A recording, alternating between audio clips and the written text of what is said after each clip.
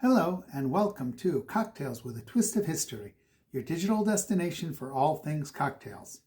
Some cocktails last years without change, and some, like the more modern cocktail called Business with Pleasure, go through a lot of changes. It's a gin cocktail, really a gimlet, and it has added a little bit of pineapple juice, a really small amount of pineapple juice.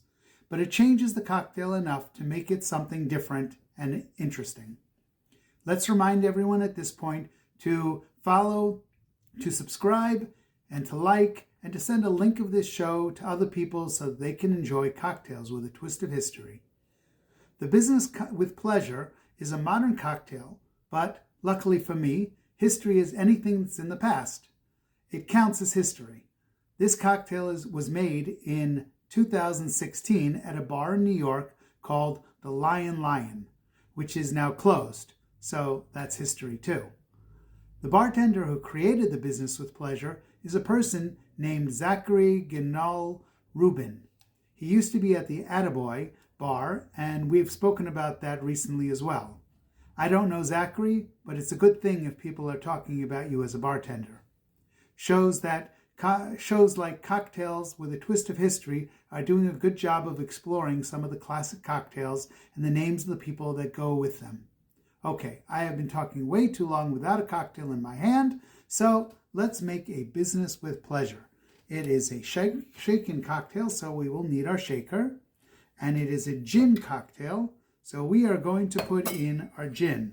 And I have been making so many gin cocktails lately that I'm almost out of gin, at least from this bottle. I'd have to open up another one. Always have something on hand. And here we go. 2 ounces of gin.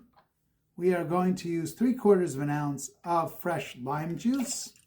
Here we go. We're going to use 3/4 of an ounce of pineapple juice. Now, here we go. Here's our pineapple juice. I'm going to put that in.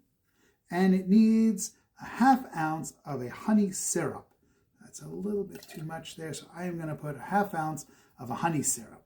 Now, we are going to put our ice in, and like I always say, need a lot of ice. So I've got my ice over here, and we're going to put it into the shaker. Make sure you get all that ice. Almost. One more. And we've got it into our shaker. And cover it up. And let's shake. Doesn't have a lot of juice, so it really doesn't need a lot of shaking, but you really want to make sure that it gets shaken together, aerate a little bit. Here we go. And we are going to put this into a martini glass. And here we go. It is a nice color. And this is called Business with Pleasure. Let's try.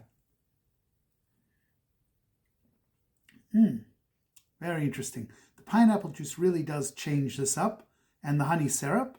In essence, it really is very similar to the Gimlet, but I think it's even better. Right. In essence, if you leave out the pineapple juice and the honey, then you have your Gimlet. The addition of the pineapple juice here, though, is very interesting in that even though it's just a small amount, it really changes the flavor of the cocktail. I use this trick sometimes when I have people in my house, and some of them like a little bit of a lighter cocktail. I'll make one cocktail, let's call it full strength, and then add a healthy amount of juice to the second glass to dilute it so that the level of the cocktail for the other guest is exactly the way they like it. So I've made, in essence, 2 cocktails at 2 different tastes.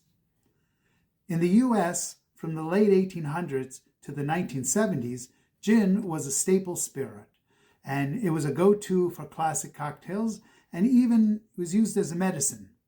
Vodka surpassed gin as the American favorite spirit around 1967, partially due to the milder flavor and the post-war shifts. Gin has been mass-produced, and in those days there was very little thought for quality.